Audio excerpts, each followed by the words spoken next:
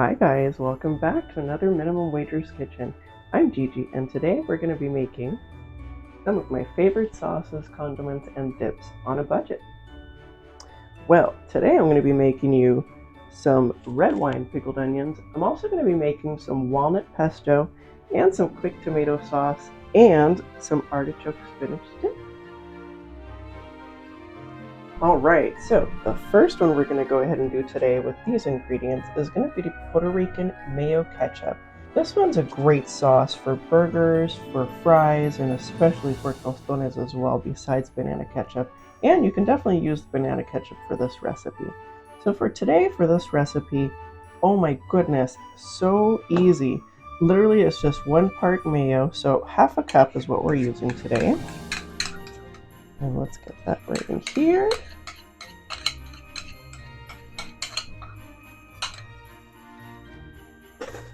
All right. And then we're going to go ahead and add our ketchup. And that's also a quarter cup. And by the way, for that ketchup and mayo, it's actually half a cup each. So we'll go ahead and add 2 tablespoons of hot sauce. Today I'm just using regular tapatio. And then we're also going to be putting in 1/4 teaspoon of garlic powder. And the last ingredient will be a pinch of salt. Alright, so here's all of our ingredients. Now all I'm going to do is just mix these up really well. That way it's well blended in.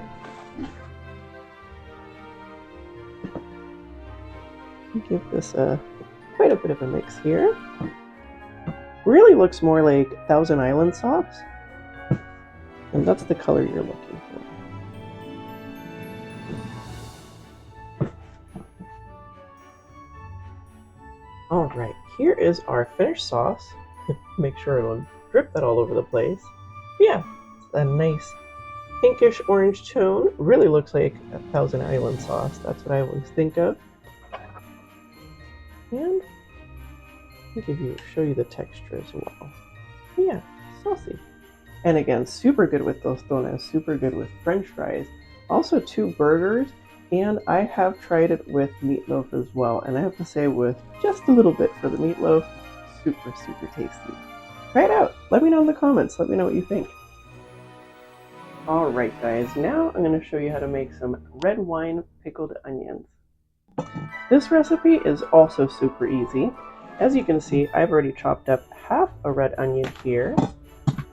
We're also going to be using 1 cup of red wine vinegar, half a cup of water, a half tablespoon of sugar, a 1/4 teaspoon of salt, and 3 tablespoons of pickling spice. Alright, so the first thing, of course, is going to be slicing that onion. So I've already gone ahead and sliced half the onion, and what I did is I cut it in half and then I turned it to its side as opposed to one side, so that way you can get more of a moon cut. And just like that. It's much easier to work with, so that way you can pickle all the parts of the onion.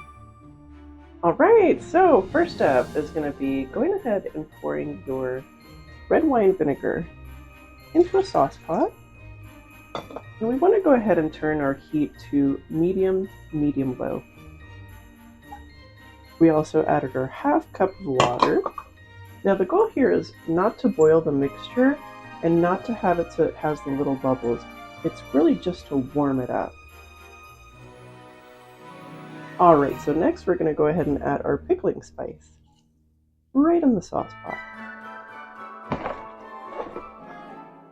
And our salt and sugar. Warming up your mixture here now should take about 4 or 5 minutes or so. Don't go overboard, make sure it doesn't boil, and make sure you don't see little bubbles at the bottom. I want to have a strainer, so that way I want to make sure I strain that mixture that we're warming up right now so that pickling spice does not get in your red onions. A good way to know when your mixture is ready is when you start seeing just a little bit of steam, go ahead and turn that right off and go ahead and move it away from the oven, and you'll see a little bit of steam here as well. Alright, so next up, let's go ahead and put these onions right in the bowl. And don't forget your strainer. Now we're just going to go ahead and pour the hot mixture into the bowl, and make sure that is a heat-safe bowl as well.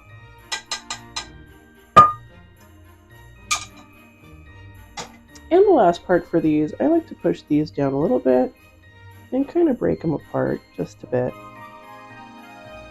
so that the onions are thoroughly covered with the pickling mixture. Alright, so this is what it looks like. Really pretty color. And once two of these are cooled, they'll absorb a bit of that color from the red wine vinegar, which makes them look really, really pretty. So these are pretty much done. So that's it. I know, right? These are so quick and easy and fun and on a budget. So I'll go ahead and let this cool down for a good hour here, just because it is pretty warm, and I'll set it aside for a while. And once that's cooled, you can refrigerate that to up to 2 weeks. Alright guys, I'm back, and let's go ahead and make some walnut pesto now. Yum! So for today's ingredients for the walnut pesto, this is going to be 2 cups of fresh basil, super nice and yummy. And go ahead and make sure you take off all the stems. But yeah, if it's packed, that's about 2 cups right there. And if you need to weigh that out, that's about 4 ounces, so you know. Yeah, and that price for the basil at Trader Joe's, guess what? A whole $2.79. That's a pretty dang good deal, because that's quite a yield out of there. A whole 2 cups? That's pretty darn good. You'll see. Alright, so ingredients. The 2 cups of basil here, and again, 4 ounces if you need to weigh that out. I'm going to be using 2 garlic cloves as well. 1/4 cup of olive oil. Also 2 tablespoons of lemon juice. Some salt and pepper to taste. And 1/4 cup of Parmesan. Well, and let's not forget the walnuts. And for the walnuts, that's going to be 1/4 cup. And that's so we can roast our walnuts in a small little pan here. Today we're also going to be using that little ninja chopper from the previous video that I did testing budget kitchen gadgets. Alright guys, so I'm warming up the oil here, and I'll show you the olive oil real quick. And that way it's coating the bottom of that pan. And now all we're going to do is add our walnuts. And again, that's on medium to medium-low heat. We don't want burn off of that olive oil as well. And what I'm going to do now is I'm just going to coat all the walnut pieces. Make sure 2 of these are chopped. It makes it a little bit easier to just blend everything, and it makes it quicker too. So I'm going to let these sit for about 10 seconds and then stir them. Do the same thing for about a minute, minute and a half or so. Alright, so you'll start noticing that there's a really nice pungent smell in the air, and pungent in a good way. Now if you start smelling burning, that's not good. So the one thing too, when you start smelling those walnuts, go ahead and make sure you take them right off the heat here. And what you want to do too is give it a quick stir here and there. Alright, so we're pretty much done with these. It's going to take no time at all to cool these off. So let's go ahead and get started on our pesto. Alright, so I've got our little ninja chopper here, and I've got the blade already in here. What I'm going to do is, carefully so I don't cut myself, make sure that we get these right in. And again, just be really careful because again, those are several blades in there and they're quite sharp.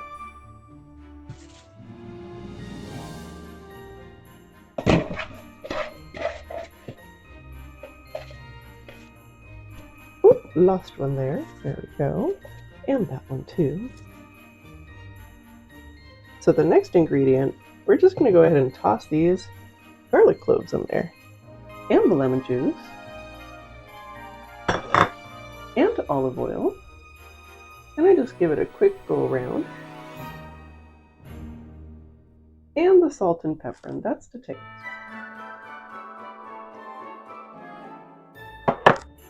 All right, so we've got most of our ingredients there except for the Parmesan cheese and the walnuts. And believe it or not, those walnuts are almost cooled down, so that'll be perfect timing to throw those in there once we're done getting these all chopped up. So let's go ahead and put our lid on here and line this guy up. Remember in the last video, I forgot to put the lid on. Oop, and of course, gotta line this up here. Look at that. Pretty much done. I mean, seconds. I gotta see this real quick. Yeah, pretty much. Let's go ahead and just give it a quick... There's this one leaf. This one... just one leaf. Right there.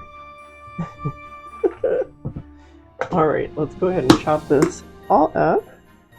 Maybe like a couple more seconds. That's pretty cool. This thing is awesome. And even the garlic. Let me show you guys. Wow. That's impressive. Pretty much done. Huh. Ooh. That smells already really good. Alright, so let's go ahead and add our walnuts now. And again, not all over the counter. And our Parmesan cheese. Sprinkle that in.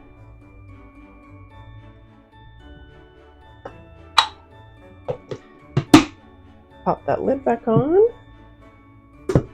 And line it up again.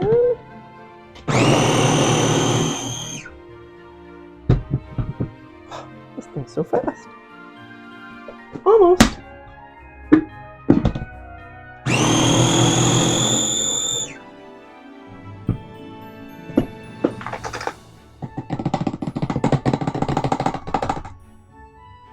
Also, the other thing I like about this little gadget is that if you barely tap, and you probably shouldn't on the plastic, but if you barely tap, everything comes right off.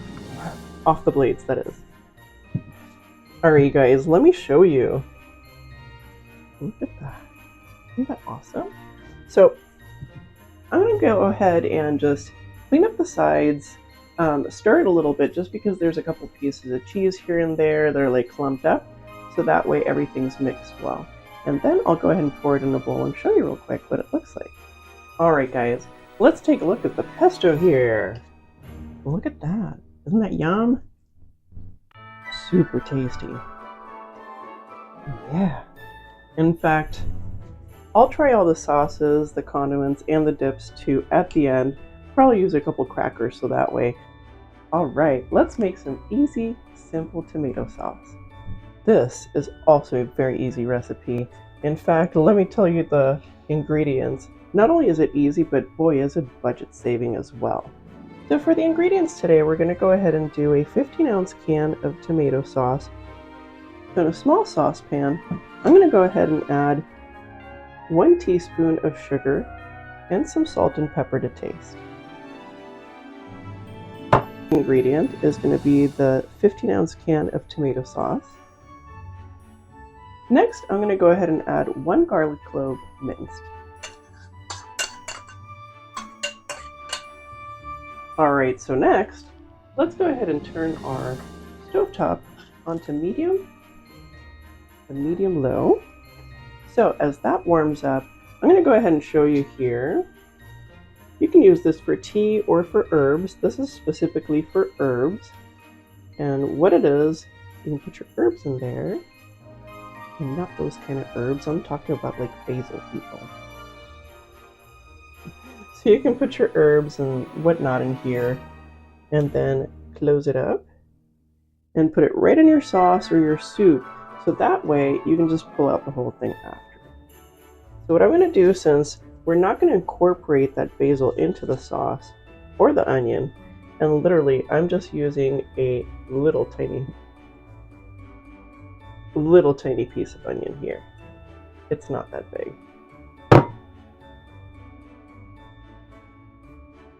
Reason is because I don't want to sit there and fish it out. I guess it's the lazier way of doing it, but for me it's efficient, so I'll say that. Alright, so this is just simmering here. So what I'm going to do is turn this down to a low simmer and let it simmer for about 5 to 8 minutes, really to get that flavor from the basil and the onion out of there.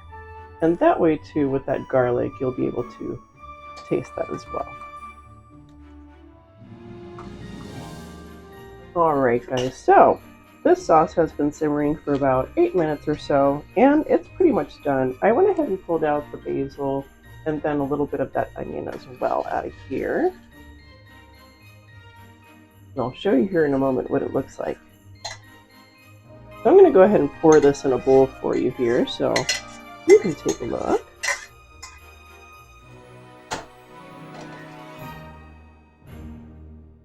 Alright, so there you go. Some nice tomato sauce. And it has a really nice flavor profile. It's not too sweet, and you don't want that. That's, for me, like, if you're putting pasta sauce and it's super sweet, I'd rather have like a pumpkin sauce or something like that at that point, or like a butternut squash, like ravioli. But for tomato sauce, I really like to keep it just simple and easy to use. In fact, with this tomato sauce, not only can you use it for pasta dishes, but you can also use it for pizza sauce. Also, too, it's delicious for dipping mozzarella sticks or a little bit of a nice Italian bread as well. Alright guys, so let's go ahead and make some artichoke spinach dip.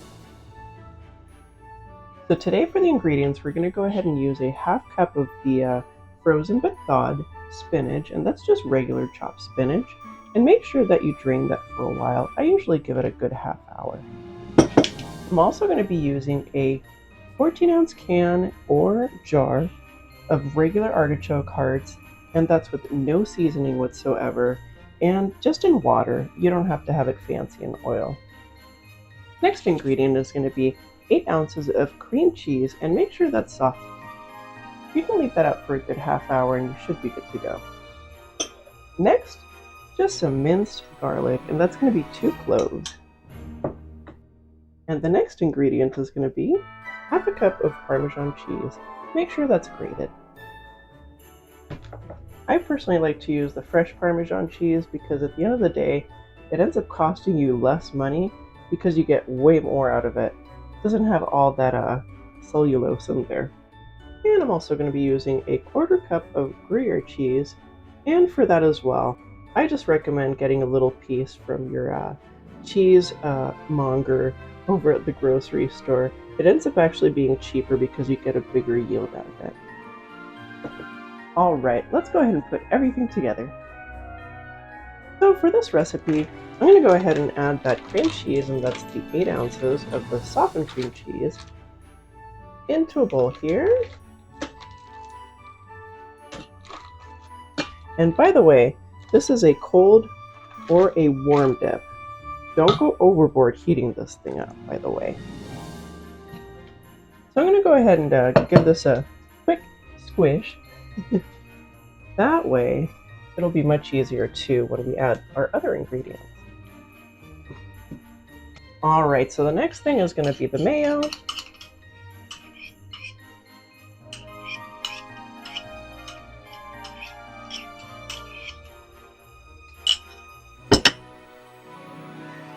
And the sour cream.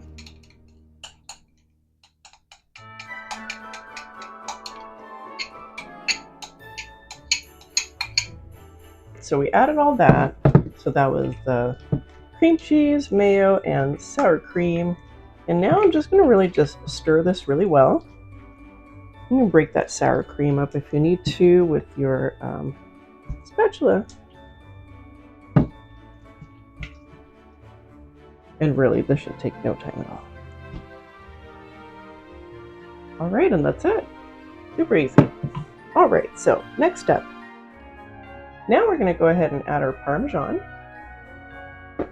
and our Gruyere cheese. Whoops. Get in there. And let's go ahead and mix this up real quick. So next step is going to be our chopped garlic. I guess minced garlic, that is. And then next step, our salt. Give this a quick stir again. Now you should have about that consistency here. And that's with the cheese in there. So the next step is going to be adding your spinach. All right, so I'm going to go ahead and mix that spinach in as well. If you keep mixing your ingredients in as you're adding them in slowly, then that way you incorporate everything, you'll just have a better result and a nicer mix. So we'll go ahead and move our mix aside here. And now let's go ahead and grab the artichoke hearts here. Now what I've done is I've pretty much broken them into like little bite-sized pieces here. That way when you go ahead and mix it into the rest of the ingredients, you won't have giant big old clumps on there.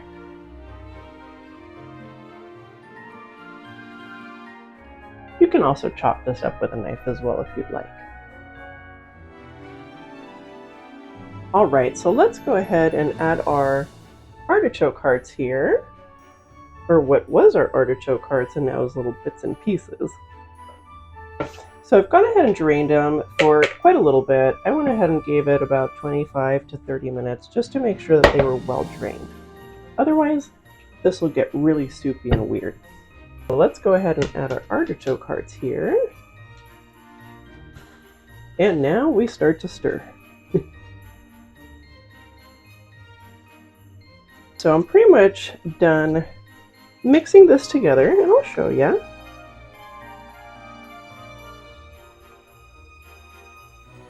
There we go. Artichoke tip there. Now, here's the thing too. Everybody's different on the texture. If you don't want bigger pieces of like artichoke like this, what you can do is either pop it in the food processor or the little Ninja chopper, or you can also use an immersion blender. And what I do is I just go and do this. And I start from the top and sink down, and I use low. So what I do is I'll start from the top and just rest that onto the dip. There you go, and just go down. Same there. And again, this is going to be on the lowest setting. Done. That way, I don't have as much of the texture, because some people don't like that. Oh my gosh, you guys, that looks so good. And I cannot wait to taste everything. All right, guys, let's go ahead and try everything out. Well guys, I had a lot of fun making all these different condiments, dips, and sauces for you today on a budget. These again are some of my favorite, and I really enjoy these throughout the whole year as well. Definitely share them with your friends and family, and let me know what you think of the recipes. Leave me a comment. Alright guys, so I just grabbed some crackers here, something as simple as possible, so that way I could really get the flavor profiles on each and every individual recipe we made today. So first off, let's go ahead and try these pickled onions. These sat in the refrigerator for a good hour or so they're ready to go. I definitely recommend letting them sit overnight. They'll taste even better. So let's go ahead and try these out.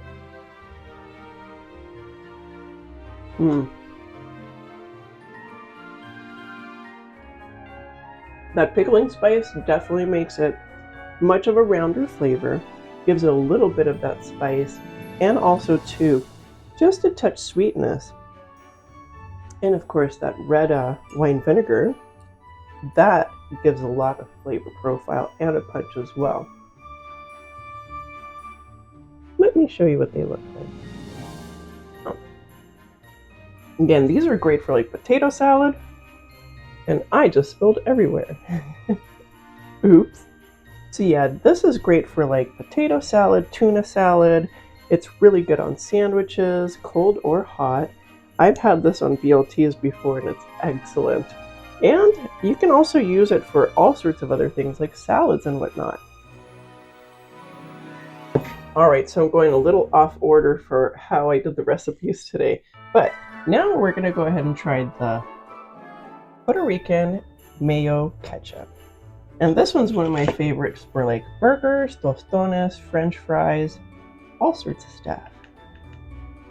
Alright, let's go ahead and give this a go.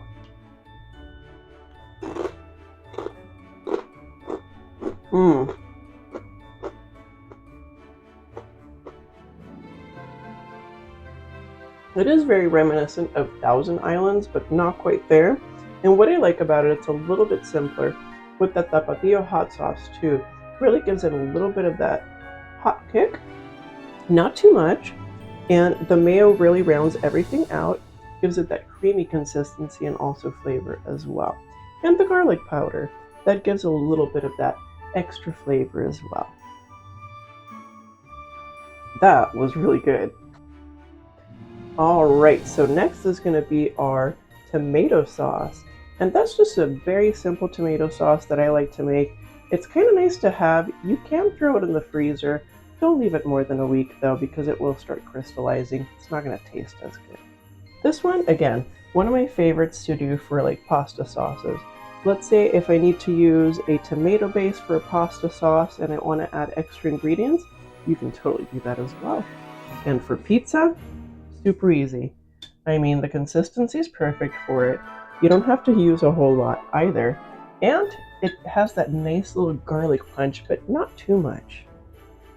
Alright, let's go ahead and give it a go.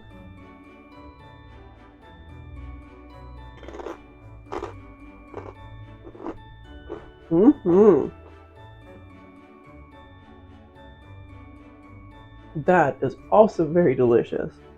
And I really wish I had a piece of bread to dunk in there, but the cracker was quite good with it as well.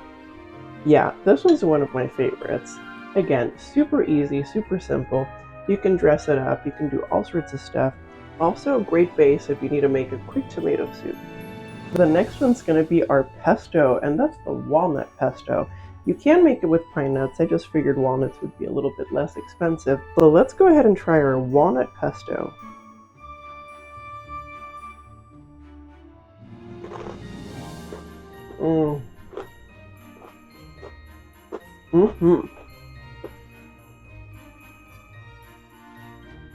Deliciously fresh. Wow. Not too much garlic. I have a thing with pesto, it has too much garlic. It's a no-go. But this one, you really taste all that fresh basil. That little bit of lemon, just to give it a little bit of that citrus. And with the complementary walnuts, gives it really good flavor to it. And there's just that tiny little bit of nuttiness with that walnut. And that walnut really gives it a nice consistency. Again, let me show you.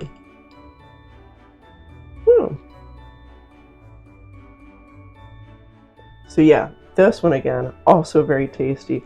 And you can also use this too if you want to make like a pesto pizza. Alright, you guys, we're at the last one now. This one is the spinach artichoke dip, and it has a little bit of that Parmesan and Gruyere in it as well. Let's go ahead and give this a taste.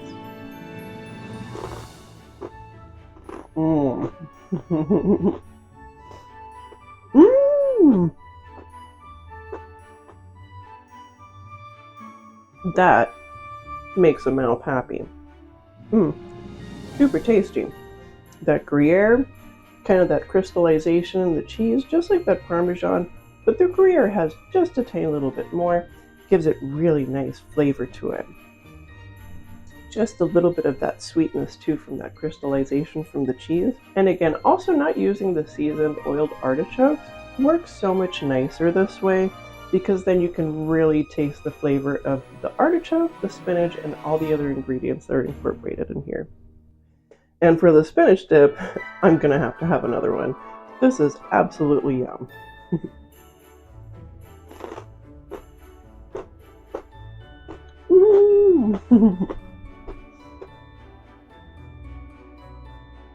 Now that's what I call food happiness.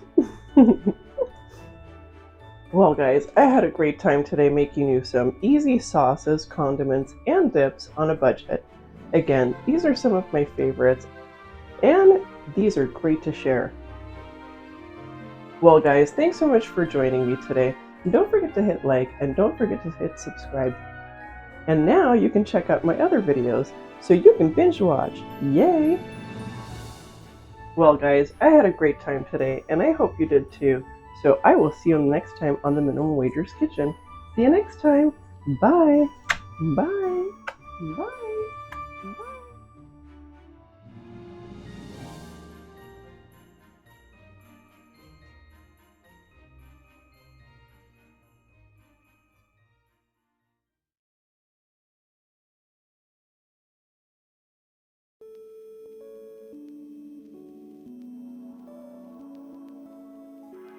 Hi guys, welcome back to another Minimum Wagers Kitchen. I'm Gigi and today we're going to be making some really yummy homemade rosemary olive oil crackers. You know, the really spendy kind at the grocery store? Well, we're going to make that for less than $2, so let's go ahead and get started, shall we? Alright guys, so today we're going to be using my mom's very old pasta maker. This one's about 30 to 40 years old, so yes, it is vintage. This one is an Imperia. And this one was made in Italy, in Turin, and I want to say this is the Lux. Let's take a look here. Yes, this is Tipo Lusso, so this is the luxury type 150 is what it says on here. So yeah, look it up. It's pretty cool. I mean, it's your typical pasta maker, obviously, but still, it's the fact that it's been around for such a long time in my family, and I'm excited to use it today to make you so delicious rosemary olive oil crackers. Alright, so let's get started with the ingredients. Alright guys, so very simple recipe, and also too, not many ingredients involved, so this one's an easy one as well. And such a budget saver too, especially because again, those crackers I see in the store, those rosemary, really kind of flaky, yummy, with salt on top, like $7 to $9. Yeah, let's go ahead and take down the price a little bit, huh? So let's go ahead and get started with our ingredients. Alright guys, so for the ingredients today we're going to do 1 1/4 cups of just regular flour. We're also going to go ahead and do 1/4 to a 1/2 cup of water. Next ingredient is going to be a 1/2 teaspoon of baking powder, 2 tablespoons of salt. We're also going to go ahead and do 4 tablespoons of olive oil. And for our last ingredient, we're going to go ahead and do some rosemary, and that's 2 tablespoons. You can also chop this up with a knife, or you can use some scissors. Alright guys, let's get everything put together. So, for our ingredients, first off, roll up your sleeves, or pull them up, so we don't get flour all over them. And what we're going to go ahead and do is we're going to go ahead and start with our dry ingredients. So we're going to go ahead and add all of our dry ingredients into a bowl. And that's the flour, our baking soda, our salt, and our fresh rosemary as well. Alright, so next we're going to go ahead and just mix these in. We want to incorporate all the dry ingredients together so they're nicely mixed. And by the way, as you start stirring this in with the fresh rosemary, you're already going to smell some wonderful smells. Oh, rosemary. So let me go ahead and show you what this looks like now that it's all mixed in. Takes no time at all. And there you go. So now you get to see some of that rosemary in there as well. And now what I'm going to go ahead and do is I'm going to go ahead and make a well in the center. And now I'm going to go ahead and add my water. I'll start with a 1/4 cup. Add my olive oil as well. And now all I'm going to do is go around and get that flour from the sides into the center. And what I'm doing right now is just getting this all mixed in to make it into a really rough dough. And I'll show you here in just a moment. All right, guys, so here is what it should look like. Pretty rough. Yep. There you go. And what I'm going to do now is I'm just going to press down with my spatula for just a few moments. What I'm doing now is just making sure all that flour at the bottom is stuck to our dough. That way, we can start kneading our dough.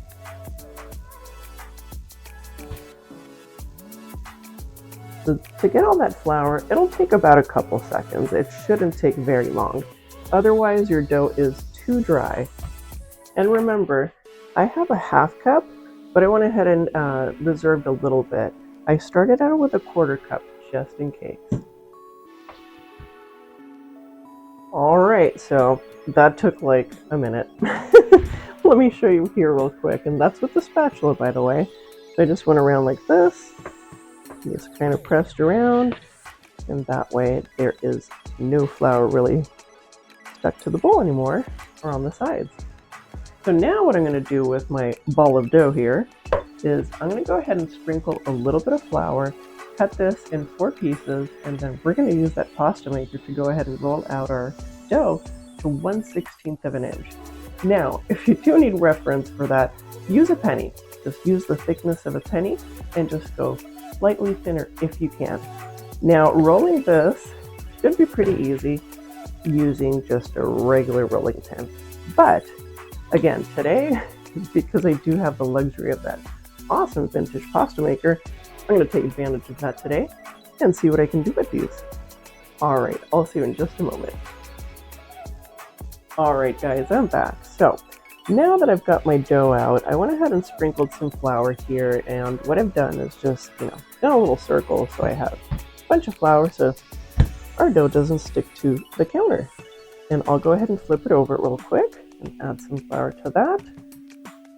And I'm just trying to make it round so you can cut it into 4 pieces, because we're going to go ahead and roll it through the pasta maker in just a few moments. So let's go ahead and cut it in 4s. There's that. One more time. And one more time. Okay. So now that we have that, we're going to go ahead and make balls here. And that way, we can easily roll it through.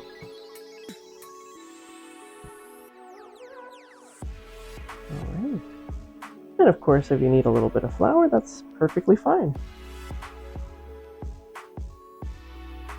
And the trick too is don't overdo your dough at this point. It has bounce, if you can see. And really, I didn't work with the dough too much. So that's the other thing. You'll see too. It'll actually help with the crispiness if you don't overdo your dough. Okay, so now that I have this, I'm going to go ahead and give it a quick roll. Quick roll. All right, and a squish. And there you go. Same size as that one. All right, so I'm going to go ahead and finish the last one here. And let's go ahead and roll, and squish. All right, so now we've got those 4 ready to go, and I'll be back here in just a few moments to show you how to set up this pasta maker, and we're going to go ahead and roll these out to 1/16 of an inch and make some crackers. All right, I'm excited. All right, so now we have the pasta maker set up. And what I did is, there's a part here, it's kind of hard to see, so, but there is a part that kind of hooks up to your counter. It's just a little hook part, and there's a screw. You just screw it in, and it holds on. So the next step would be the handle. And the handle has a little section here where you can just go ahead and line it up. There we go. And ta-da! Just like magic, except we're going to go this way, of course. And we do want it to be going out this way because there is more room here, obviously.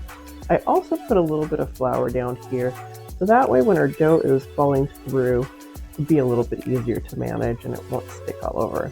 Also too, it'll be a nice place to do one of these before we go ahead and roll it through. This will get messy.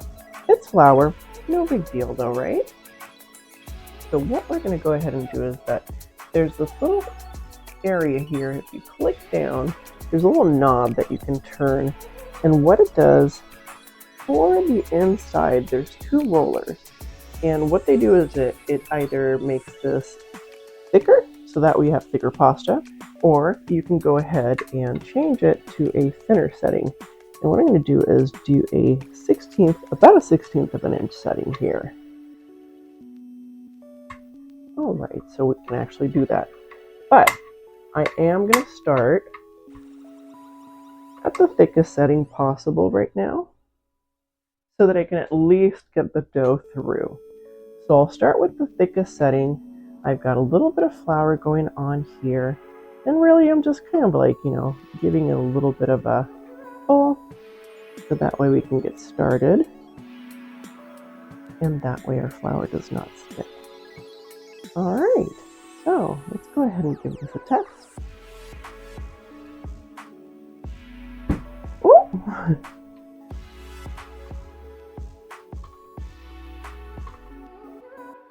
That is round one. Take a look. Alright, not bad for round one. But we need a little bit more flour on here because otherwise this will stick. I will also show you how to use the rolling pin method as well, just because everybody doesn't have a pasta maker or room for a pasta maker sometimes. So, okay. Sorry, just getting a little flour on there. So what I'm going to do now is we're going to go ahead and do a thinner setting. And let's see if we can get away with doing that 1/16 of an inch. All right. Here we go. Oh, look at that.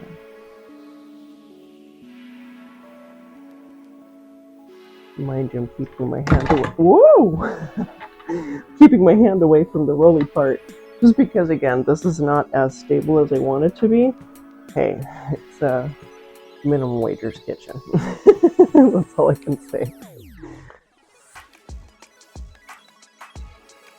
Well, I gotta say, the pasta maker, that's impressive, and that works out pretty darn well. But again, not everybody has a pasta maker, so now let me go ahead and show you how to roll these out with a rolling pin. Alright, so for the rolling pin method, go ahead and grab a little bit of extra flour, put that down, move your pasta maker out of the way there. Alright, so we're going to go ahead and start with some flour here. And I'm going to go ahead and just generously add a little bit of flour. Don't mind my outfit, I am covered in flour as well. So, now I'm going to go ahead and just give this a quick stretch. And just flatten a little bit with my hand.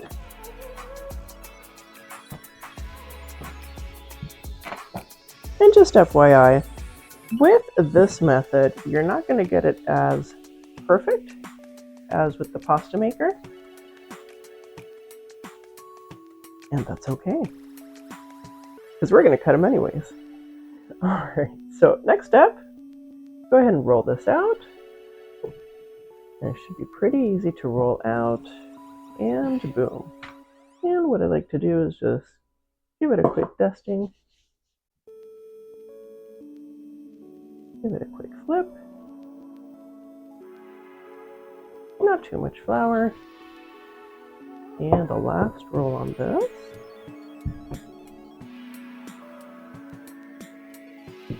Alright, and that's it. And that is 1/16 of an inch, so boom. Alright, so let's go ahead and do another one with the pasta maker.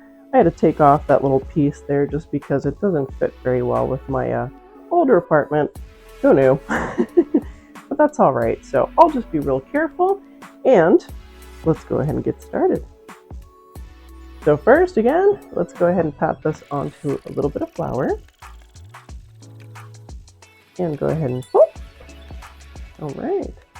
And again, we're doing the flour so it doesn't stick in the rollers here of the pasta maker. And I'm actually going to go ahead and show you here. See those guys right there? Those are the rollers. And then this guy right here is how you can adjust settings for the thickness. Super simple. You know, I love easy designs like this. Also too, because they're easier to clean. All right, so again, start with that thick setting, that first setting here. And hopefully I can do this without knocking the whole thing off the floor, because that would not be good. And line this up again.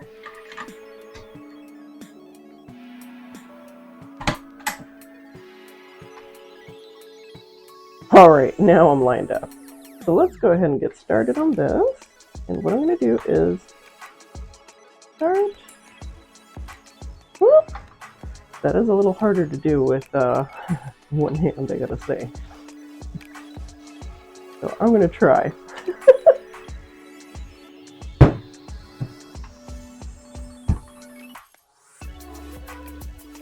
Not the easiest without the piece there, I've got to say. All right, so we've got this down. Put a little bit more flour.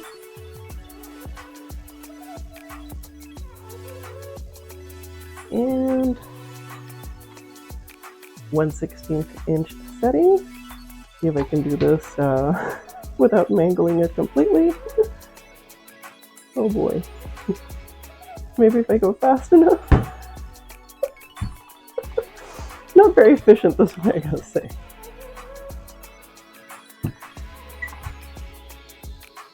Let's take a look. Alright.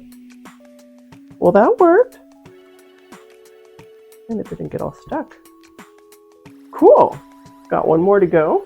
So go ahead and roll that out without breaking my foot, dropping this on the floor. We'll see. Alright, so wish me good luck, and I'll be right back. I'm going to finish this, and then we'll go ahead and cut these, go ahead and salt these, and put these in the oven to bake. See you in a moment. Alright guys, so I've gone ahead and rolled this out. So what I did is I have this first pan here, and that's going to be with the ones that I use the pasta maker on. And then the second pan here is going to be the ones that I rolled out with the rolling pin. That way you can see the difference too. And if you are using a penny, please wash the penny, because pennies are pretty gross. Now that we've got these all rolled out, let's go ahead and cut these. Super simple. What I've done is I've just placed them on a cookie sheet with a parchment paper just to make it really easy to clean up as well. So these are the ones that I rolled out with the pasta maker. And again, these are rolled out with the rolling pin. So, all right, so let me go ahead and show you how to cut these. Super simple. You can just flip them right out of that cookie sheet with that parchment paper, and super easy. All we're going to do is we're going to go ahead and cut them about 1 inch to 1.5 inches. So I'm just going to go and cut these real quick like this. Let me actually get a little closer here so you guys can see.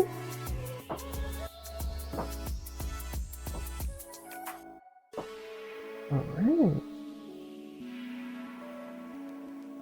I'm just doing that 1/2 inch cut right now. Pardon the urban noises in the background. And then for the rest of these, up to about this one or so. So I'm going to go ahead and just mark that so I know. And mark that one so I know. Some of them will be one by one. They don't have to be perfect. Okay. All right. And there we go. In fact, I'll go ahead and cut through those. Now, all I'm going to do is, because they are lightly floured anyways on the bottom and the top from before, I'm just gonna go ahead, oops, except for that little side. Pull them apart. And you can do that too, is just go ahead and get these on the cookie sheet right away. But yeah, so you can go there. And all I am gonna do is give these just a tad of room so that they can bake. And these won't take very long to bake, by the way. That's the other nice thing about these. Great. Well, I'm going to go ahead and get these all cut up and get these all set to go to bake. So I'll be back in a few moments and I'll show you what they look like. Alright, so crackers are cut and I used a pizza cutter for these. So much easier, just trust me. So these have baking powder in them. And what I want to make sure is that they don't get all puffed up all over the place. It's okay if you get little puffs here and there. Will contribute to the crunchiness of the cracker for sure. But what we don't want is over resin or over puffed crackers. So to eliminate that, we're going to go ahead and use a fork. So what I'm going to go ahead and do is I'm barely going to go ahead and hold down to our crackers here and just go 1, 2, 3. And really just go across 1, 2, 3. That way we have several perforations on the cracker. And you won't get a bunch of big bubbles. All right, and I'll be back in just a moment. I'll go ahead and finish these up. We'll go ahead and salt these, and then we'll go ahead and start baking them. All right, so I went ahead and poked all the crackers with a fork here, about 2 or 3 times each, depending on the size. Hi, Audrey. Say hi to YouTube. He's not very interested, never mind. Alright, so the last step here is going to be adding a little bit of salt sprinkled on top of our crackers. So what I have here is a little bit of coarse salt. You don't need to use coarse salt, you can also use just regular fine salt, Maldon salt, really whatever you have. So I'm going to go ahead and use coarse salt because that's really what a lot of different cracker companies do use to top their crackers. Also going to show you a little trick here in just a moment to keep that salt on there. And do generously salt these, it's okay. Gotta remember, this is mostly flour, olive oil, and rosemary.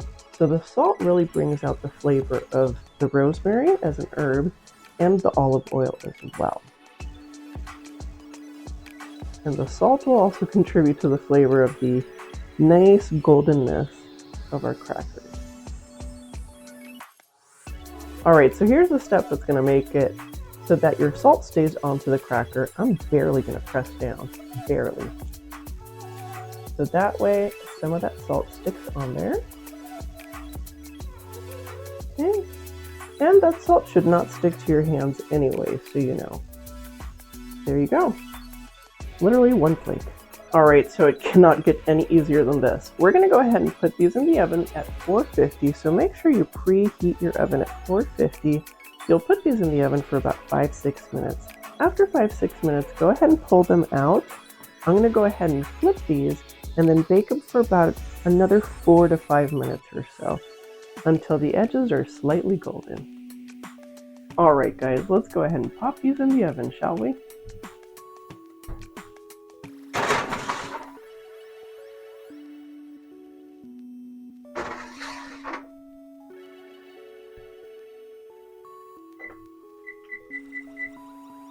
See you in 5 minutes.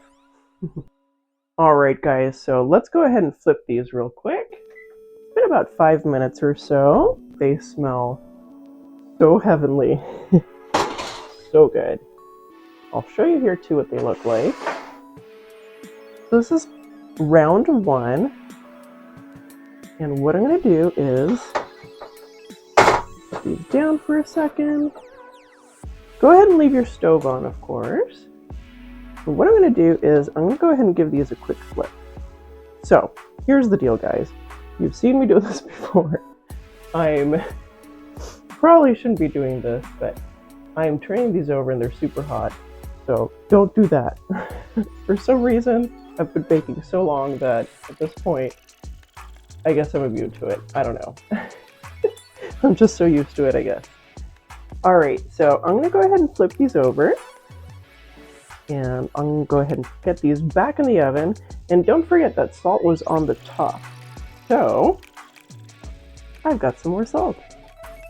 And again, salt generously just because they're spread apart. That way you get some of the salt on here.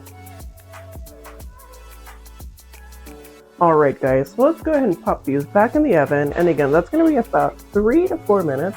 If you need to, you can leave them in for another minute as well. Just make sure you keep checking on them every 2-3 minutes or so. Alright guys, crackers are ready. Let me go ahead and turn this oven off and let's get these out of the oven. Put the first sheet. Alright, well, I gotta say, the one with the pasta maker that we rolled out turned out fantastic. Look at these. These are great. I'll show you a little bit of that crispiness there and the salt. Yeah. And I will show you, if you go too thin, it will start burning a little bit.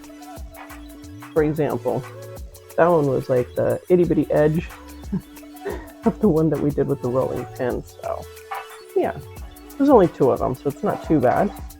But yeah, these look great. I think they look delicious, and I can't wait to try them. And my whole place smells like rosemary and olive oil right now, so nothing wrong with that. I am actually really enjoying it. Alright guys, so let me go ahead and get these cooled off here. What I'm going to do is get these in the center of the parchment paper, not burn my hand on the cookie sheet, and voila! Now, you pretty much have a clean cookie sheet to work with, so. Alright, and same thing, kind of move these in the center. And mind you, I let the cookie sheet just like cool down for a little bit so I don't burn my hands here.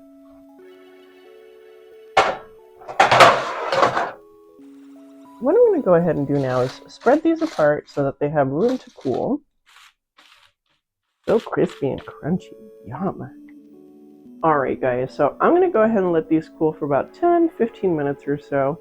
And then I'm going to go ahead and taste these with you. I am very excited. And oh my gosh, these look so delicious and they smell so good. Did you know I have a bunch of videos up now? So now you can binge watch. So you can check it out on YouTube, Minimum Wager's Kitchen. Don't forget to hit like, don't forget to hit subscribe, and don't forget to hit that notification bell so you know when there's a new video. Alright, let's go back to the recipe. Well guys, I had so much fun making these for you today, and I hope you get to try out the recipe. It's totally worth it. By the way, these do keep for a good 5 days if you keep them in like a little Ziploc bag. Again, just make sure you cool them down all the way. Well guys, I had a great time making these delicious crackers for you today. So let's go ahead and try these out. Alright, I am so excited. I have made these before, but they are one of my favorites. And I have to say, every time I make them, again, that rosemary fills the whole room. And oh boy, it's just a lovely day after that. So let's give this a try.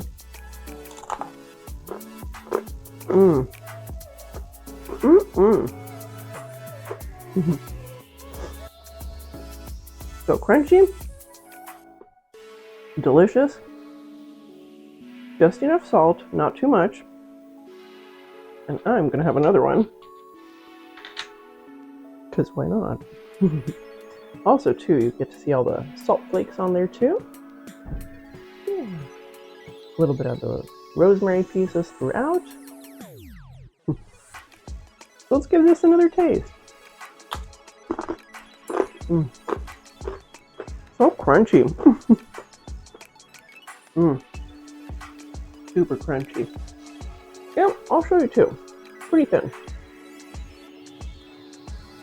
Nice and crispy. Ooh, nice crunch to it. Really super tasty.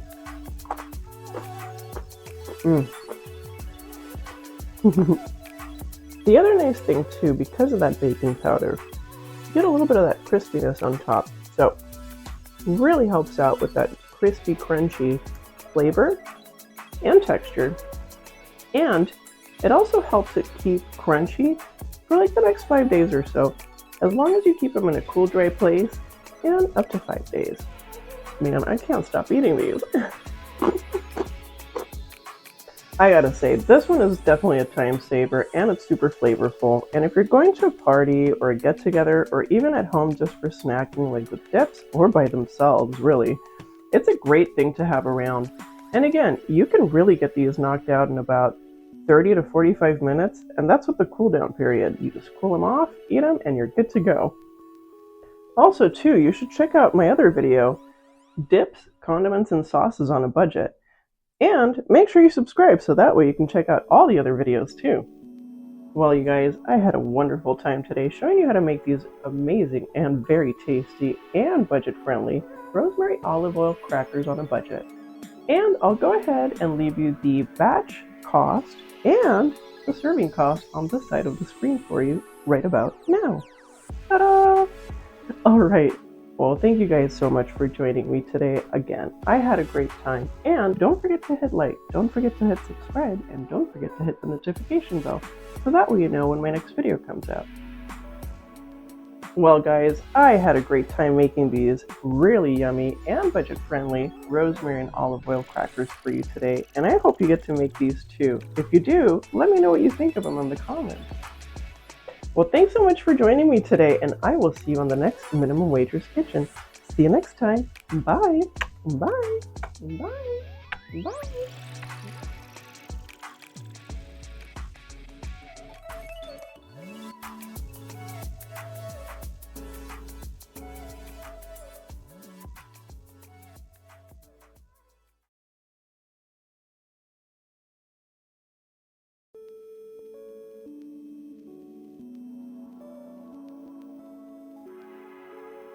Hi guys, welcome back to another Minimum Wager's Kitchen. I'm Gigi, and today I'm going to be showing you how to make super easy cheesy crisps. You know, the spendy kind that you buy at the fancy grocery store? Well, today I'm going to show you how to make those on a budget, and I'll also show you how much they cost for a batch and serving. Oh, and today we're going to make 2 types of crisps. So for the first cheesy crisp, that's going to be with Gruyere cheese, and then the second one is going to be sharp white cheddar cheese. Well guys, let's go ahead and get started with the recipe, shall we? Alright, so for today's ingredients, this is a super easy recipe. And so if you have some hard cheese, like for example, like sharp cheddar cheese, some Gruyere, or even like Parmesan cheese, you can totally make these, and the temperature for the oven will also be the same for all these type of cheeses. So really, you can't mess this up. And now we grate. And what I'm going to do is grate half a cup of each of the Gruyere and the sharp white cheddar cheese. And that's going to be on this side, on the shred side.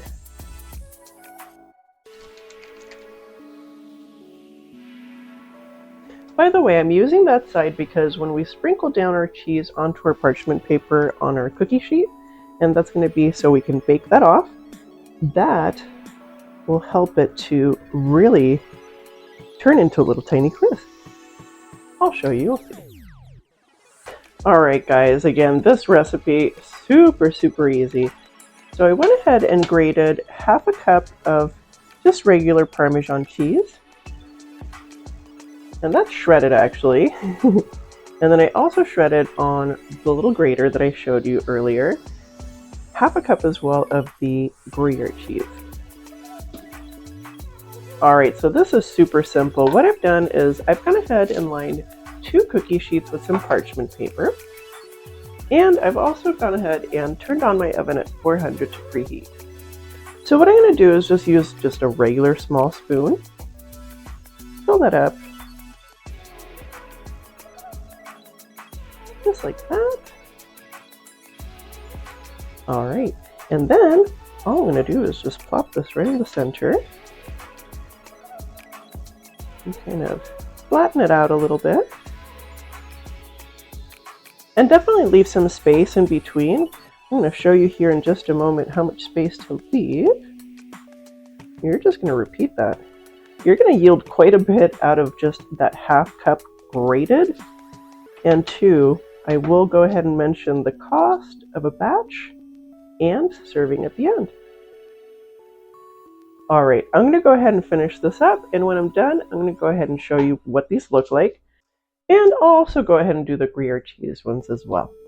See you in just a few moments. All right, you guys, so cheese is done. So I went ahead and put it onto our cookie sheets, and this is what it should look like. This is the sharp white cheddar, and then this is the Gruyere cheese. So I'm going to go ahead and pop these in the oven at 400 degrees, and that'll be for about 7 to 9 minutes. So let's go ahead and pop these in the oven, shall we?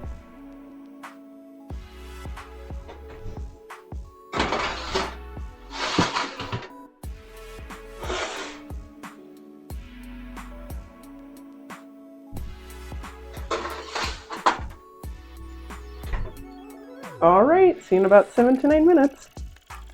All right, guys, cheesy crisps are ready. Let me go ahead and get these right out of the oven here. And these are the sharp white cheddar cheese ones. Oh, yum. Oh, they smell incredible.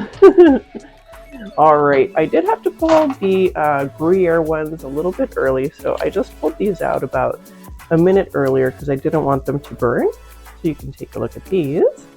Very nice. Super, super fancy too. All right, so these are going to take about 10 to 15 minutes to cool. And after that, those are ready to eat. So I'm going to go ahead and let these cool. And I'm also going to show you a little mistake I made earlier.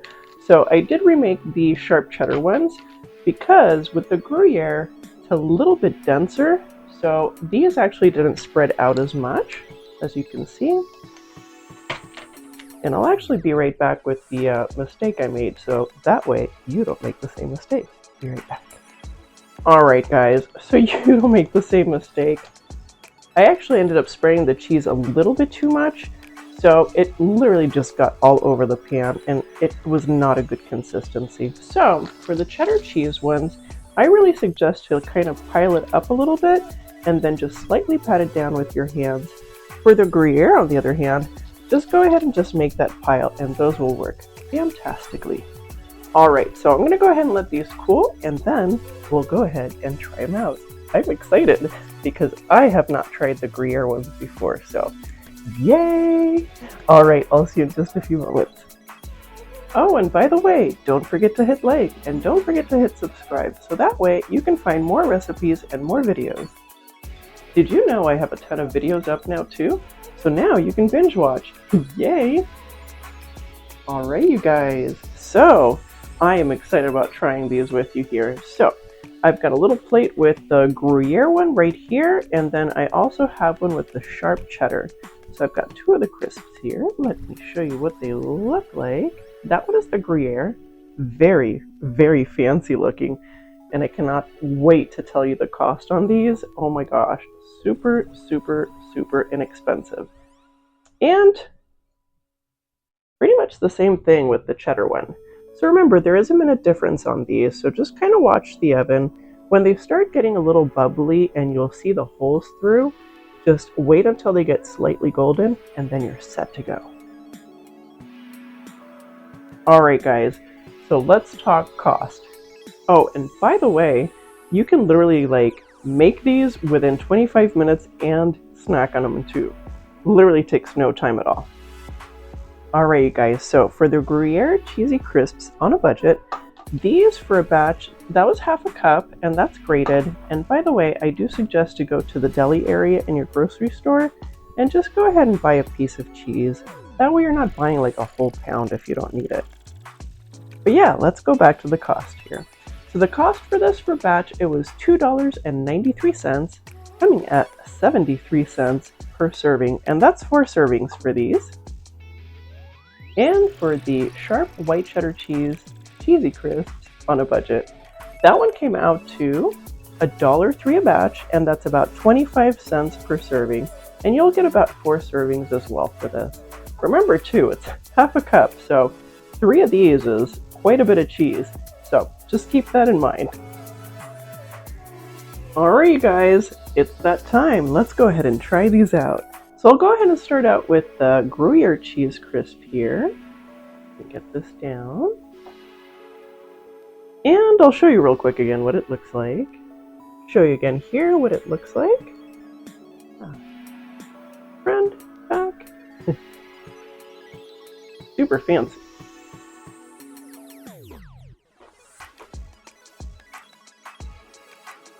Oh, that's incredible.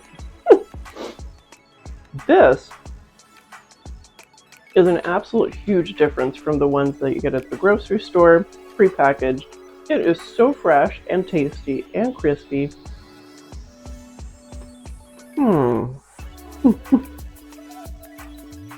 If you're a cheese fan, you're gonna like this recipe for sure. In fact, I'm gonna go ahead and have another one. These are really good.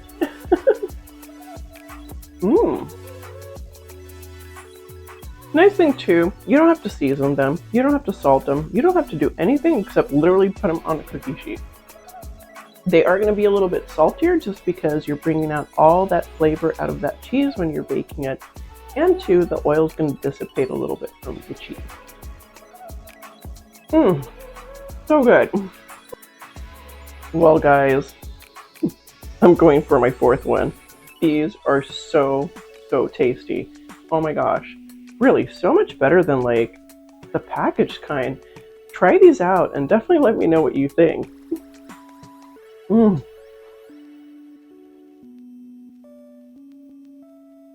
Super good. Wow. I mean, very tasty. So nice, crispy, crunchy, and let me actually show you here. Very delicate too, but it's got this lovely crisp to it. Delish. Well, you guys, I gotta stop eating all this cheese, oh my gosh. Well, you guys, I had a great time showing you how to make these ultra easy, super cheesy, and delicious cheesy crisps on a budget. And I hope you get to try out the recipe as well. If you do, definitely leave me a comment and let me know what you think. I think these are excellent. Plus, they're so much fresher than the packaged kind. And by the way, these will keep for about 2-3 days, just in a cool place, in a container or a little bag. Well, you guys, I had a great time showing you how to make these delicious, cheesy crisps on a budget. And I will see you next time on the Minimum Wagers Kitchen. See you next time. Bye. Bye. Bye. Bye. Bye.